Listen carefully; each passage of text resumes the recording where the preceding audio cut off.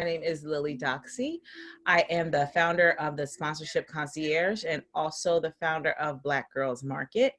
I've been doing little entrepreneurship things for years, like ever since I could figure out I could make a business. I always had some kind of business, or also hair, jewelry, everything. So entrepreneurship is something that's fun to me. So that's what I like to do. But it's not all I do. I actually do work for a company as well.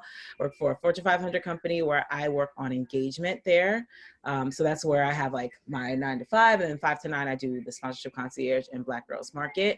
I'm originally from New Jersey, still live in New Jersey. Graduate of Howard University, wearing the hoodie, see it. I got my master's, my MBA from St. Peter's in New Jersey, and I also did a mini MBA at Rutgers for digital marketing. Nice. Don't try to downplay where you work your 9 to 5, because it's a big deal, and you have a big role there. Yes. I work for American Express, and I'm a manager there in engagement, where I work on the MX business app. Yes. That's a big deal. That's one thing I make sure that none of our presenters do is try to dim their light, because we're here to talk about you and what it is you do and what you can offer everyone. So like I said, ladies, you all know the drill. Throughout the entire session, if you have any specific questions, please make sure you just drop them either in the Q&A box or in the chat box. Either way, we will make sure that we get to them before the end of the session today. So you probably have been asked the question, or maybe you have asked the question of, you wanting to get a sponsorship for, let's say, your YouTube channel. And one of the first things that the other person on the other line may ask you is, where's your media kit? Or where's your sponsorship deck? It could vary depending on what the question actually is. And a lot of times these questions go to, like I said, YouTubers, Instagrammers, small business owners, and even bloggers. Or even event organizers as well. If you haven't gotten this email yet, chances are you will soon, because you are now prepared after this session of how you need to move forward with that. You might not have a media kit yet, so you just send the interested sponsors, relevant numbers about your event, about your social media impressions, about what it is that you feel like the brand can do for you, and vice versa. Typically via email, or maybe you cold call. Or maybe you have a media kit, but you aren't sure if it's actually up to par. Well, that's why we have Lily Doxy here to talk a little bit more about what it is that she does with the Sponsorship Concierge, and in her role, because I'm sure you see lots of things come across your desk. And she'll cover all of that and more. So, Lily, with all that said, kind of how has your day-to-day life changed since the coronavirus outbreak? Well, I'm inside a lot, so I'm not traveling to the city to go to work. There's a lot more work now that I feel like people are inside, because I think people have time. So there's a lot of like my 9 to 5 work that's going on. I feel like I'm on a call every hour, and then I actually log off. I'm logging back in to do my sponsorship stuff. So I've been busy, just because I think everyone's just trying to figure out what to do, and everybody's just finding things to do because they're not going anywhere. They're not wasting time in commuting. So there's a lot of work actually going on for me, a lot. I've been hearing that. And my husband, he has a traditional 9 to 5. And he was like, I don't work this hard when I go to work, so I never want to work from home if this is what it's like. And I was like, no, I've been working from home for like 5 years now. And I'm like, it is intense, but I think they're being extra because they have to make sure they can make up to meet you all salary right now. You're absolutely right. So, kind of jumping right into our next question. So can you share what a media kit actually is, what needs to be in a media kit, and who actually needs one? Okay. So a media kit, the simplest way for me to say it is the media kit is a resume for you. I think media kits are more so for people who are YouTubers, influencers, bloggers, because you're not necessarily looking for sponsorship for an event or a program, but maybe just for maybe an ad on your channel, or maybe just them sending you product. That's more of what a media kit would look like, because they want to see everything that you can do socially, because media is obviously that media. So Right. in your media kit, I would say get all your numbers, however you find your numbers and however you aggregate those. Your numbers are probably the biggest and most important thing. Also, they want to see, like, if you had any campaigns before, kind of maybe some snapshots of the campaigns that you had. If you have screenshots from maybe the Instagram post that you did, or any campaigns that you worked with and the results from that, that'll definitely help you, because they'll be able to relate what you did for that company to them, even if they're not the same. They'll understand that you can get the numbers if you can show them what you did with your campaigns. Another thing you can do is, if you are sending it to like a specific person, a specific company, you can include something in there that might be like a sample of what kind of campaign you could do for them, just so they can kind of get their nose a little bit wet. Like, okay, so she can do this on her own and make this up. I wonder what she could do if we actually give her something. So the media kit is more of a resume to show your value to a potential sponsor. And that's not necessarily for a program, but it's more so a resume for those who are in media. So if you have a podcast, if you have a Instagram feed that you're an influencer, if you're Twitter, anything where you have just a presence where you're probably there weekly or like consistently, that's what you would need a media kit for. So should you tackle, and the questions are coming in, and we'll get right to that. So should you kind of like treat your media kit like you do your resume? You know how you put like your objective up there, and you're like, it's very specific to each individual brand that you are pitching to? Or should it just kind of be consistent across the board, and then you should really just be targeting your target brands that you want to work with? Yeah, I think people have different opinions on this. My opinion is keep like a general one that you could send if someone said like, hey, can you send over your media kit? It's kind of generic, but it has your numbers and your former campaigns that you've done. But I always like that personalized touch with things. So if there's a particular brand that you want to pitch and you really want to make sure that you get that deal with them, make one thing that's custom for them. Maybe it's a potential campaign that you can do for them, or maybe something highlighting a specific thing that they have that you can solve, because people don't do anything just for free. So if you can solve a problem for them, that's going to be something that they want. But I definitely say have a media kit that's generic that you can use and send however you see fit. But if there's something that you really, really want, do that one custom page to set yourself apart. Nice. And the reason why I asked that, because it just seems like that could be very time consuming. But I mean, the end result is very, profitable. So I guess it just kind of comes with the territory. But like you said, I've heard mixed reviews. Like, no, it should be consistent. You should be reaching out to brands that are similar and so forth. But then I've heard, no, it needs to be specific to them, because they don't want to skim through and figure out what it is, like, have that negotiation call type situation. Like, okay, well, maybe we can do this, or maybe you can do that kind of thing. So just curious, because I hear, like you said, mixed reviews on it as well. Yeah. I think if you really flesh out your audience demographic, the numbers is what's going to speak. Everyone can speak in numbers. If they see percentages, if they see maybe the majority of your audience is African-American or Chinese or whatever it is, they'll be able to tell if that target demographic that you can reach is theirs. Nice.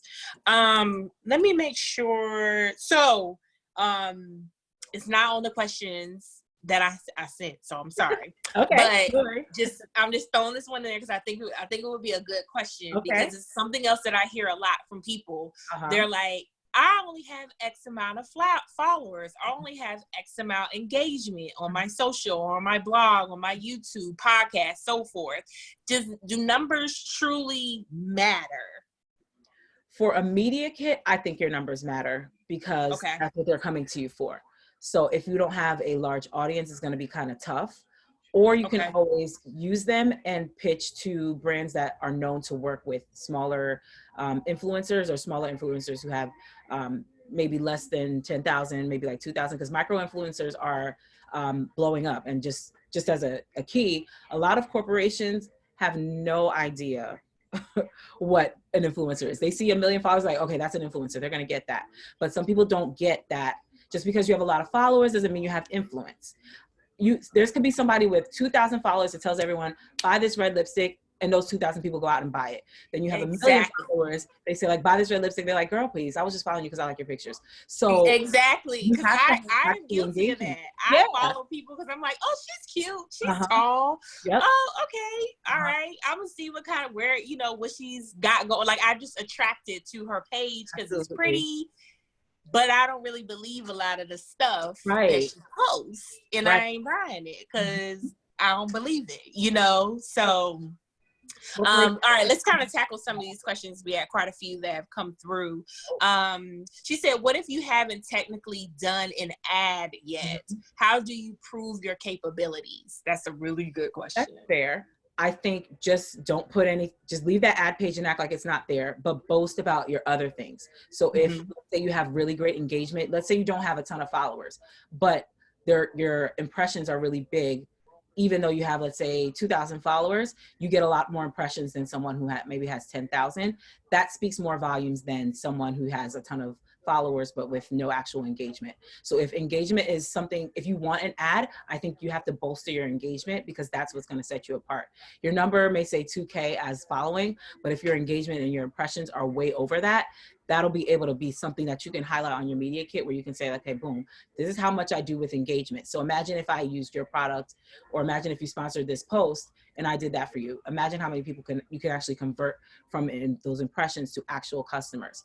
So I know it's tough when you don't have an actual ad, but you want to highlight the things you're very, very good at. So if, let's say you have high quality photos, maybe it's just taking pictures of photos, or even if you don't have one, maybe make up one. Make up your own campaign. I know an influencer who actually wanted to do a campaign with a company. She bought their stuff and she actually did her own campaign. They were like, ooh, okay. And then since then they've been just sponsoring her because they loved what she did on her own.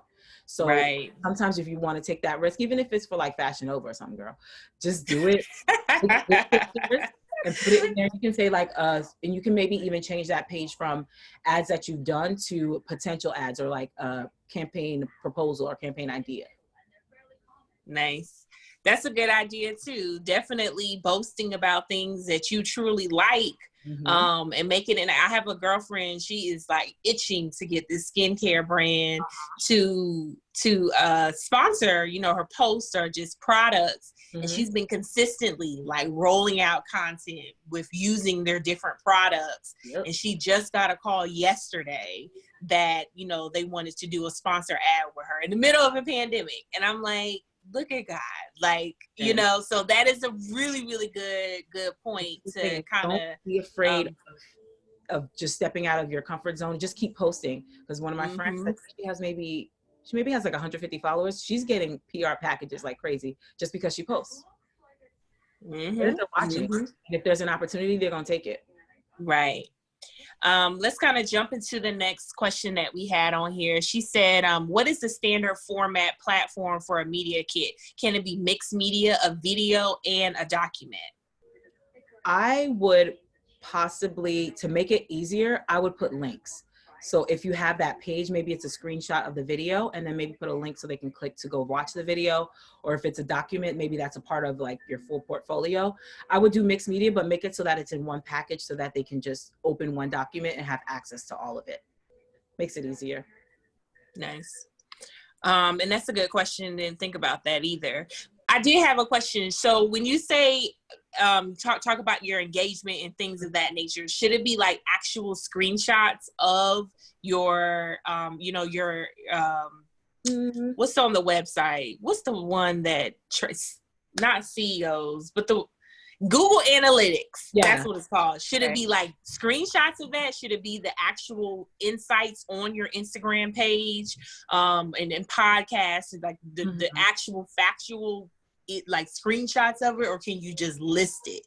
I think it's all up to you, depending on how your Okay. kit looks and how you format it. I personally like just stylizing things. So like my favorite thing is always to put things in a circle and then put 15K or something like that. So it's easier to just point out. And I'm not like, all right, let me dissect this chart. Yeah. You can take it out of the chart. I would, just because it's easier to read. I try to make things very easy for the people who are reading it, because I don't want any reason for them to say no, or I want to make it very easy for them to say yes. Say yes. Mm-hmm. Yeah. Okay. Let's see what else. Other question we had.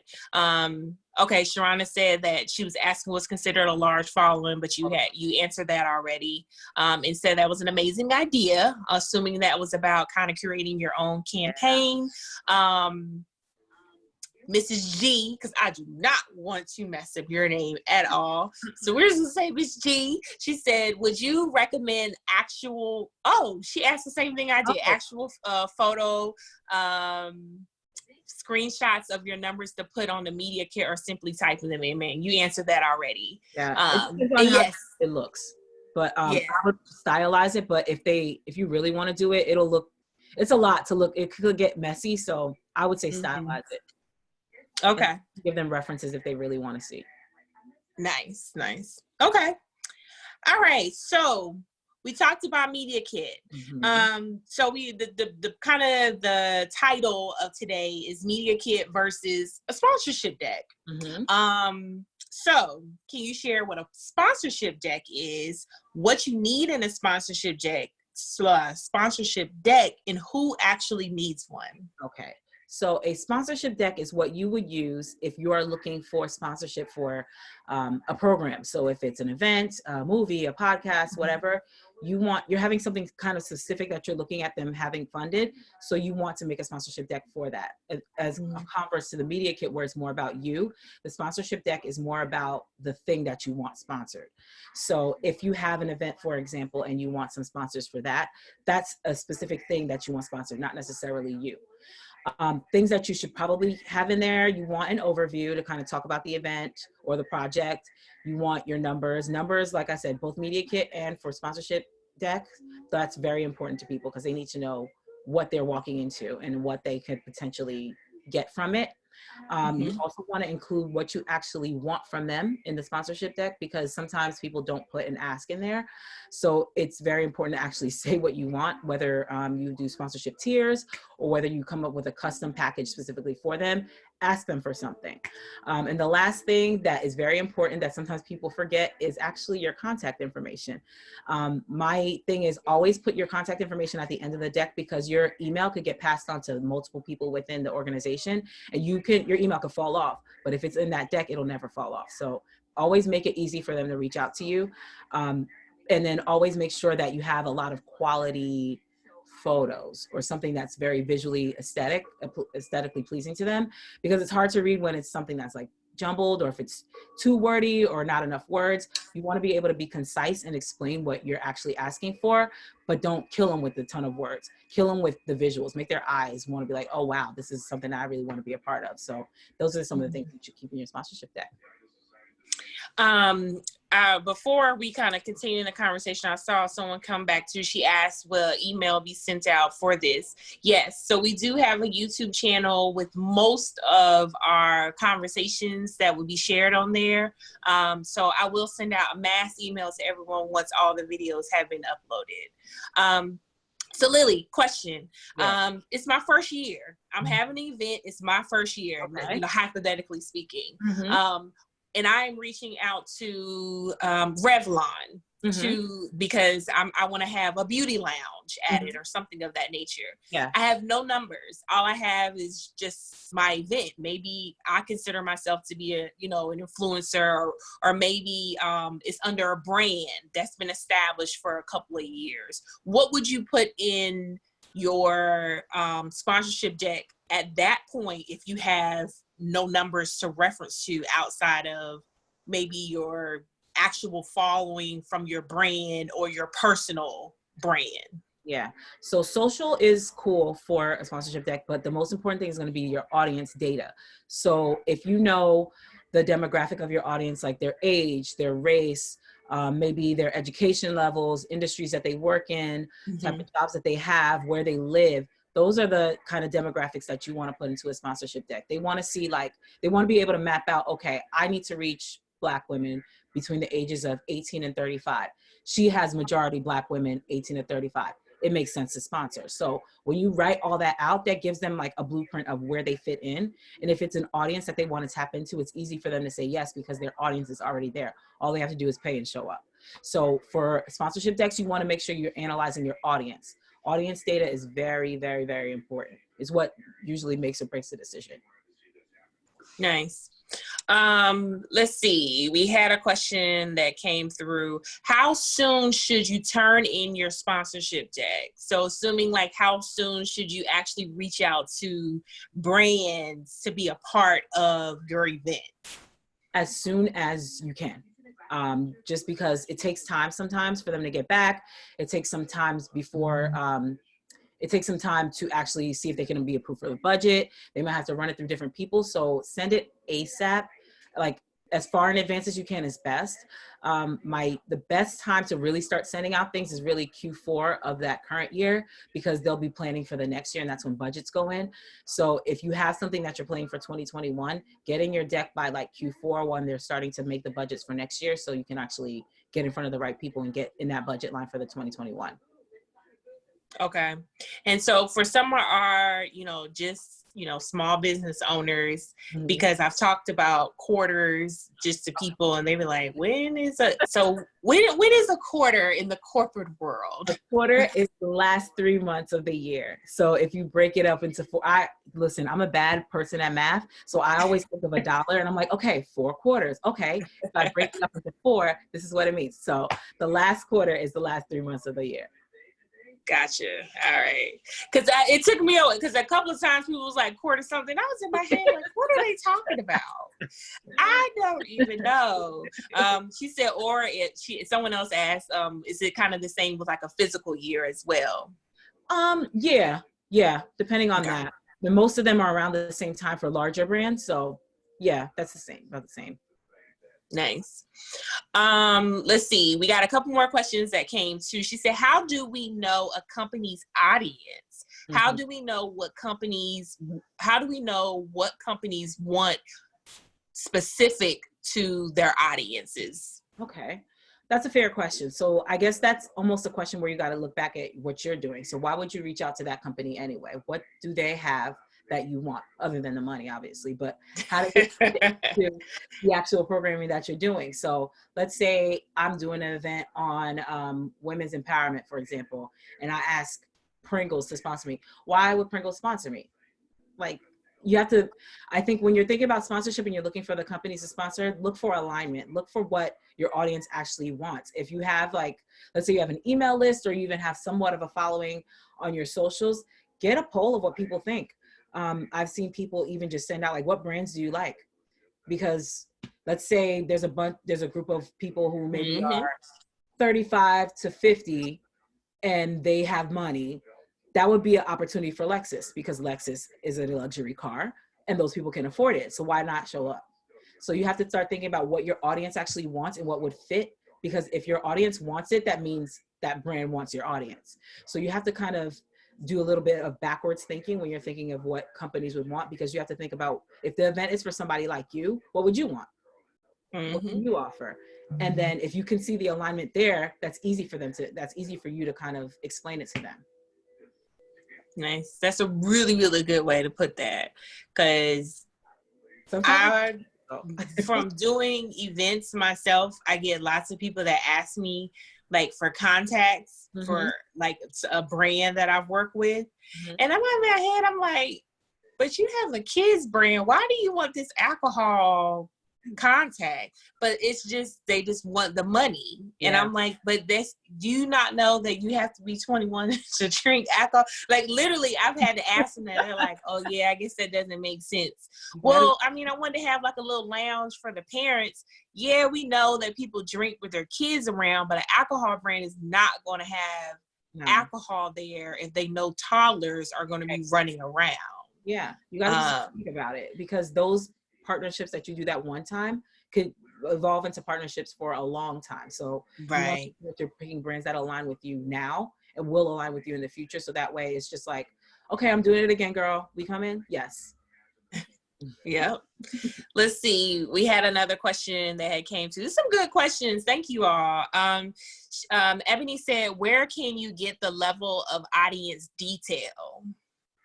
You can start with, if you have something on Instagram, even if you have, I think at least 100 followers, I believe, you can start seeing your demographics. You can take a portion from that and kind of gauge who follows you or what your audience looks like. If you have an email list, I would say make a quick survey and just send people and say, hey, can you fill out this demographic survey for me? I coached someone else in doing that because she didn't have any real audience data in her deck. I said, hey, just send it out to your audience to see who fills it out. And then the people who actually fill it out are your audience. So when you get that demographic from there, it's easy. Just do a Google form, put in some demographic type of questions. You'll get a bit of information that you can use to put into your deck. And you don't have to put numbers. It doesn't have to be like, if 5 people answer, you don't have to say, I have 3 Black women, 1 white, 1 Asian. You can say a certain percentage. So 75% Black women instead of that actual number. So they don't think like, oh, she only right. 2 people answer my thing. Well, guess what? 100% are Black. And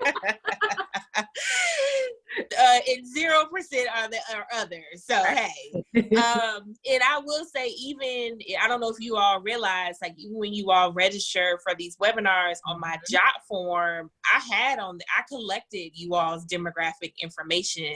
I got your year of birth, you know, your professions, your zip code. So now I have more data that shows literally where everyone has any level of interest in the brand.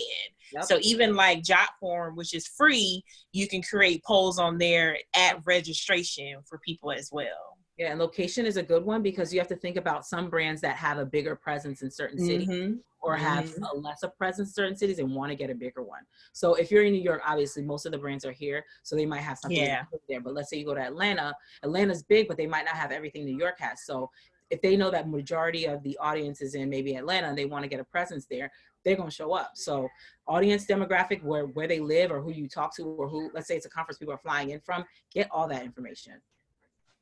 Absolutely. Great. Really, really great tips with that too, as well. She said, if you're just starting off, how do you approach large companies? The same way you would if you weren't starting off. So as long as you have demographic information, that's the numbers they need. It doesn't matter if you just started your company today. It doesn't matter if your company started 10 years ago.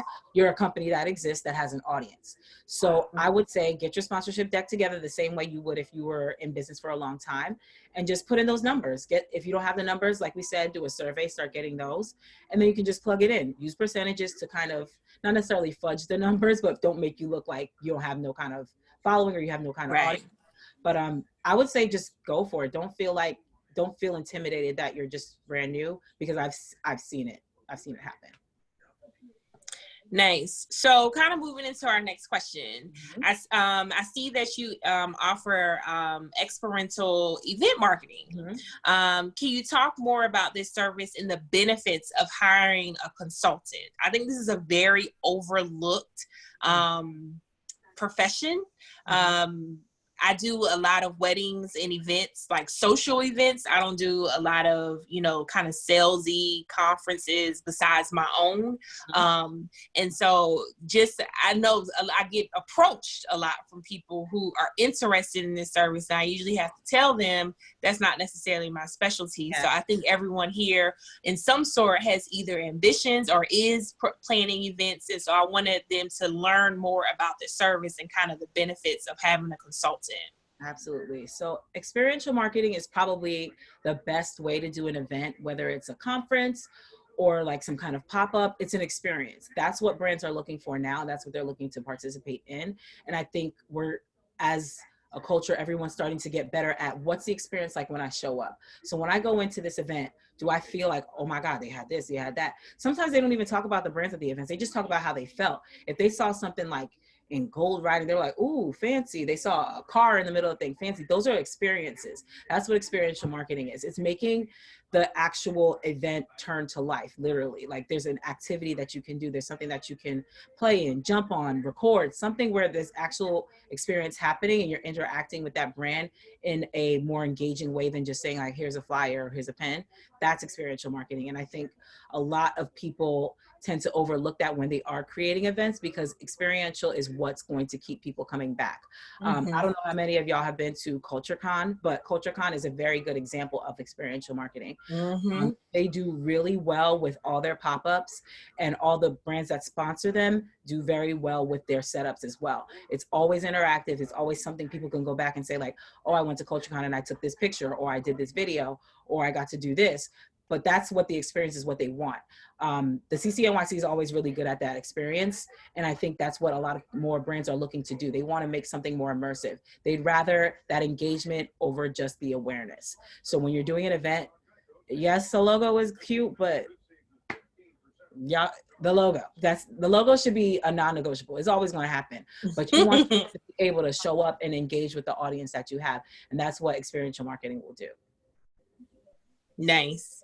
Definitely that the one thing that stood out to me that you said is that the moments that make people feel like they want to come back beyond the information. We know the speakers are going to be great. We know that, you know, the food is going to be what it's going to be, and the connections potentially will be made, but it's, can you have those Instagrammable moments? Can you, you know, do you feel wowed when you walk in the room and things of that nature? So I think that's a piece that a lot of times people miss. And then they wonder why, like, either the next year, like, sales are tough, or they can't get any sponsors. It's because they don't really see how you drew in your audience, and are they really going to come back the next year type thing. So I wanted you to touch on that, and thank you so much. And so kind of going into our next question, you said I said, what kinds of things can you offer brands in exchange for monetary partnership or sponsor posts, free swag, free products?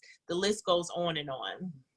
So do you mean what you could offer in exchange for that, or what brands can give you?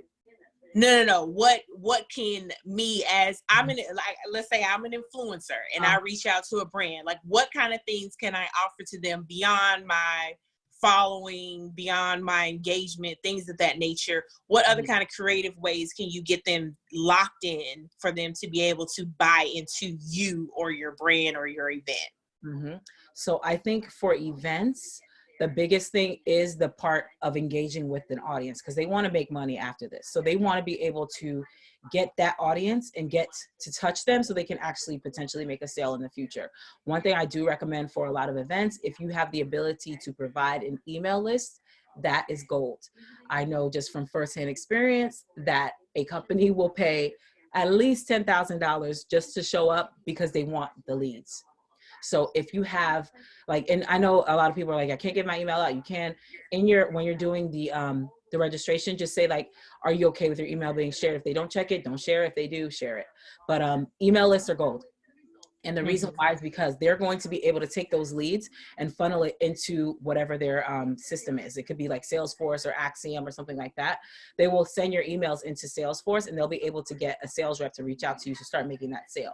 So if they have that email data, it's like gold for them. It costs a lot of money to get an email list. For a corporation to do that, it's a lot of money. So if they can get that with an event that you're doing for them for like maybe $10,000, $15,000, they will buy into it.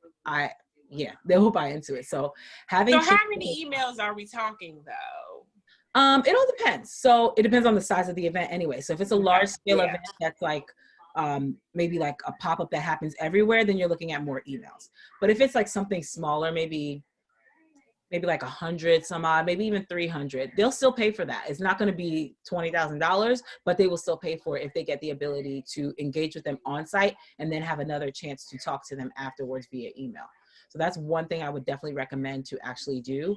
If you're doing for influencers, a lot of the brands want that post, because that post is like free advertising for them. They don't have to pay for commercial. They don't have to pay for placement.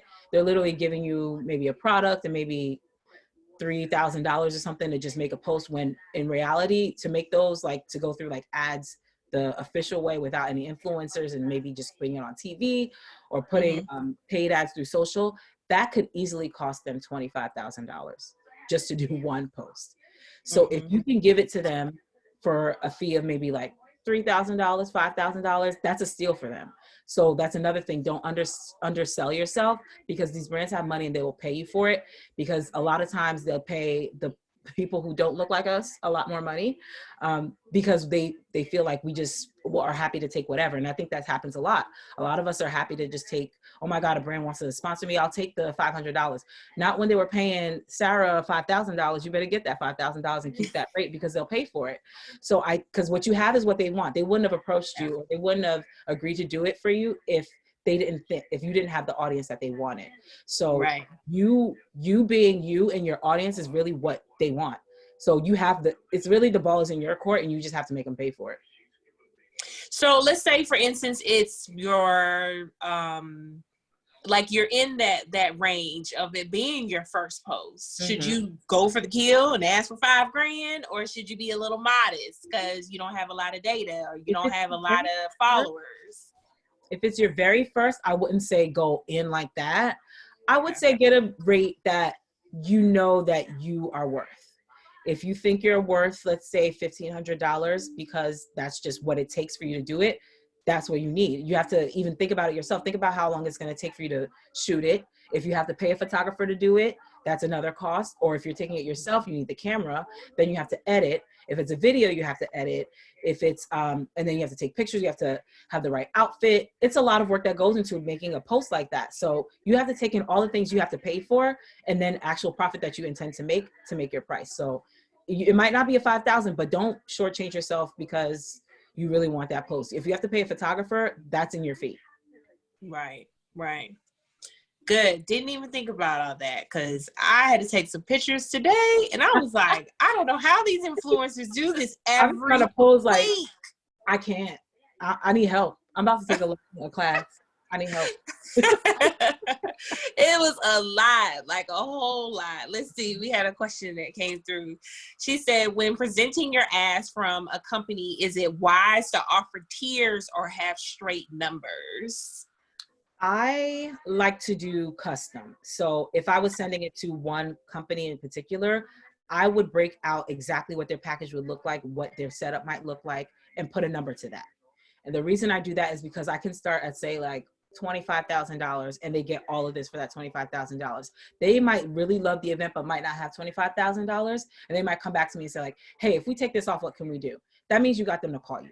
So I would rather do a number with a custom deck specifically broken out for them. So you can do your whole deck the same way and just do one page that's unique. It's easy to do. You just change out the company name, put the brand logo, and then maybe adjust some of the things that go onto what they're actually giving, what you're actually asking for, and what they're giving. So what things are you going to give them that's worth them paying that $25K?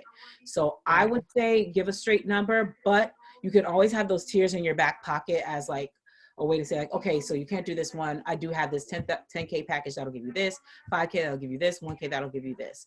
I say you can still have tiers, but don't lead with the tiers. Lead with that straight number so you can give them, like, shoot for the stars, so that way they can be like, I can't do that, but I can do this. So I would say start. Right. And make sure you say that you're able to negotiate, because sometimes brands, if you don't say that, brands will be like, I can't afford it, so I'm not going to do it. Or not even respond. All things are negotiable. Yeah. We had another young lady, I can't remember who it was, but she was just like, everything is a conversation. So you should definitely ask. But that can always be a conversation regardless of what it is. Ladies, please keep dropping any of the questions that you have, because time is ticking. This is the last one, and this is a popular conversation that tends to happen. So if you have any questions, please continue to drop those in there. Were you about to say something, Lily? I'm sorry. Nope. Okay.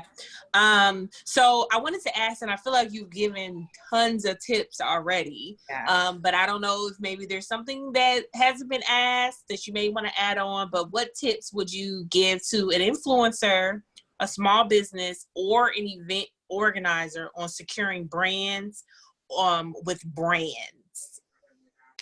I think what you're going to have to do is learn to be a little brave, because you're going to be doing a lot of emailing. Learn to understand you're going to hear no, but you have to start doing that research. Like when you're doing your sponsorship or when you're looking for sponsorship, be very targeted in what you're looking for.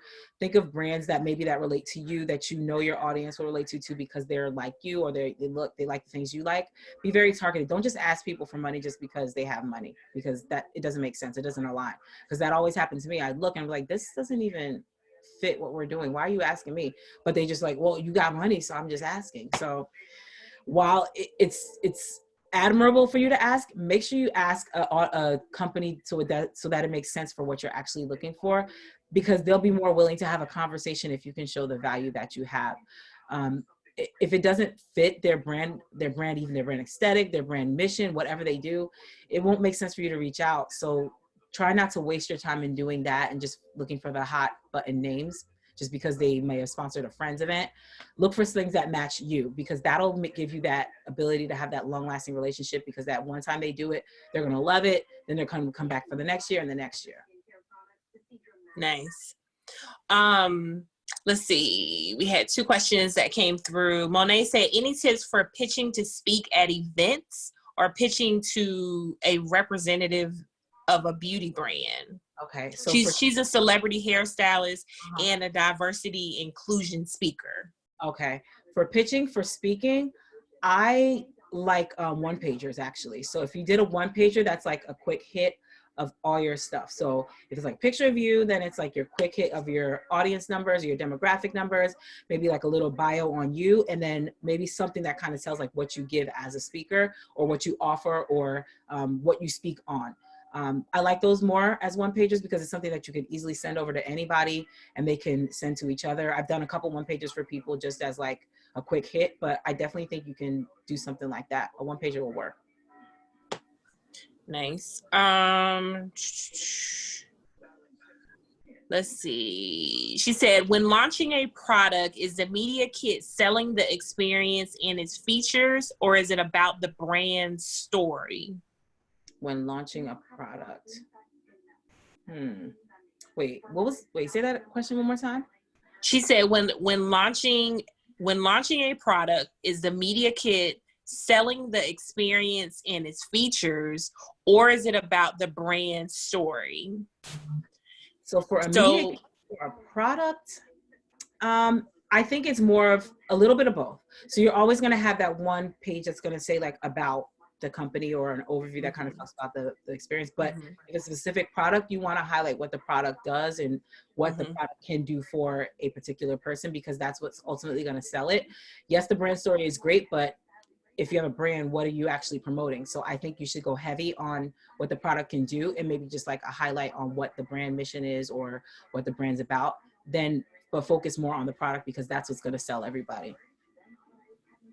So I'm just out of curiosity, because she has a product, should it be more so labeled as like a sponsorship deck, or do you still have a media kit for your brand as well that just kind of outlines who, what, when, where type information? That I would do a media kit, only because it's something that's ongoing, and it's not just like one hit or like a series of things. Okay. It's introducing your brand and then highlighting whatever products that you have. So I would say a media kit might make more sense for a product. Okay. Let's see. We had another question that came through. She said, maybe you touched on this already, but when contacting companies with your media kit for paid partnership via email, should you give a brief summary of what's included in the kit, or keep it short and let the kit speak for itself? I think for your emails, your pitch email, I think you should explain a little bit, but don't kill them with the explanation. You want to talk more about, introduce yourself, because they might not even know you. So just introduce yourself, let them know who you are and what you're actually emailing them about, and just let them know that the media kit's attached for their reference, and you look forward to hearing from them soon. Because honestly, I'm tell you from experience, I don't be reading all those emails. I get after the first 3 sentences you don't capture me, I'm not reading anymore. So get them with the first 3 sentences with your name, what you do and why you're reaching out. If you can do that at the very beginning, you're good. Nice. Well, I'm honored you replied to me. Yeah. I don't think you remember. It's when you were did. at Verizon. I do remember. Yep. I remember. I don't be replying to everybody though, but I do. No, I hear that often. Like people, they just don't have time because they get so many of them. So that open first few sentence matters because that's what actually draws in like their attention. So, she said, oh, Crystal, she asked what your email was because she wanted to pitch you today since you're replying to emails. I don't work for Verizon no more. Yeah, she's not at Verizon anymore. She's at a Verizon anymore. That was a good try though, Crystal. Lily, can you tell everybody about the services that you actually provide and if you want to put in well, hold on, wait, before we do that, we have another question that just came through. What tips do you have to help with skills, resources during quarantine? For those starting from ground zero, what are your favorite go-to sites, apps, etc.? Okay, so I know there's a couple. So there's a lot of schools that are offering like free courses, like Harvard, all of them, they're offering a lot of free courses for that. I actually got to be a part of a bundle of 15 other Black women who have pulled all of our resources together, and we're offering like 15 different resources that you can use for your business. It's called the Bundle Bestie. I have a course on there on sponsorship. So if you take my course, you'll be able to make your sponsorship get there.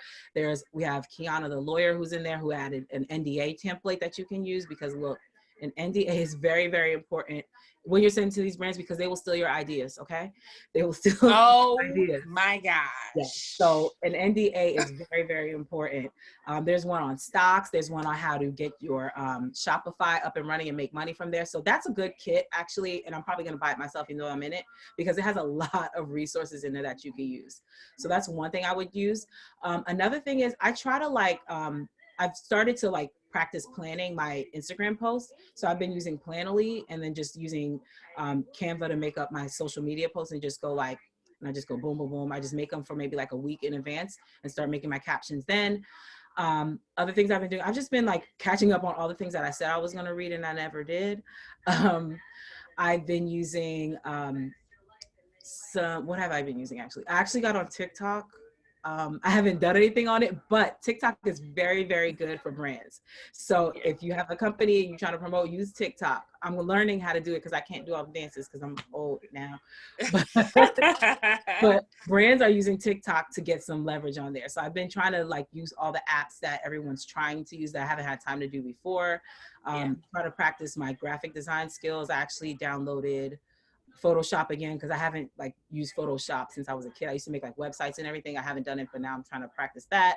Practicing video editing from Adobe as well. So they have different suites that you can use, and it's a membership that you can pay $9.99 a month for. So those are the kind of things that I've been doing, and watching YouTube videos to learn how to do all those things. Oh, the bundle name was can you put in the chat? Yeah, the chat. Yeah, so that the ladies can snag that if they want to as well. And what I was going to ask you too, and if you want to kind of go ahead and add that little, wait, let me make sure it wasn't anything else that came through. Yeah. Okay. Yeah. They were asking about that. I just want to touch on the NDA thing. Yeah. That is I'm working on an NDA, me personally, because I have heard horror stories from people who have pitched ideas to brands and now the brand is doing it, basically. Yep. Or they went off and found somebody that they can get to do it for free if they gave them some product or whatever. Thank God it hasn't happened to me, but I know that it's potentially could. Mm-hmm. But how would you approach a company that you want to get money from and then ask them to turn around and sign an NDA? Do you do that at the contract phase, or do you do that at the pitch phase? Yeah, I would pitch. And then on the pitch at the end, and somewhere in there, you can just say just kind of a clause that they can't use these ideas and that you have legal rights to those ideas. And then when they decide that they want to sign on in the contract, include that NDA portion in there so that they know look, you're going to be here. You can't recreate this. You can't steal this, or else I will sue you. If they want to pay the money to sue you, fine, you make bank. But I definitely say include that in the contract when you sign together, because some people don't even sign contracts when they do sponsorships. But I definitely recommend, if you're getting a brand to sponsor you, it's cool, have them sign something, because sometimes things can happen and they're like, oh yeah, we can't do this anymore, we can't do that. This things happen, but you sign it. Tell them to sign a contract. Please sign a contract. And have a little NDA clause if you need to. If it's small print, you know, where they talk fast on the commercials where they're like, this could blah, blah, blah, you could almost die. Do that. Crystal asked, she said, should you have a contract?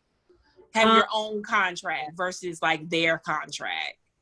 I would say, since you're asking for the sponsorship, you kind of hold them to your terms, and then your contract, and you have them sign it. Or if they don't agree to certain terms, have them redline, or which means adjust.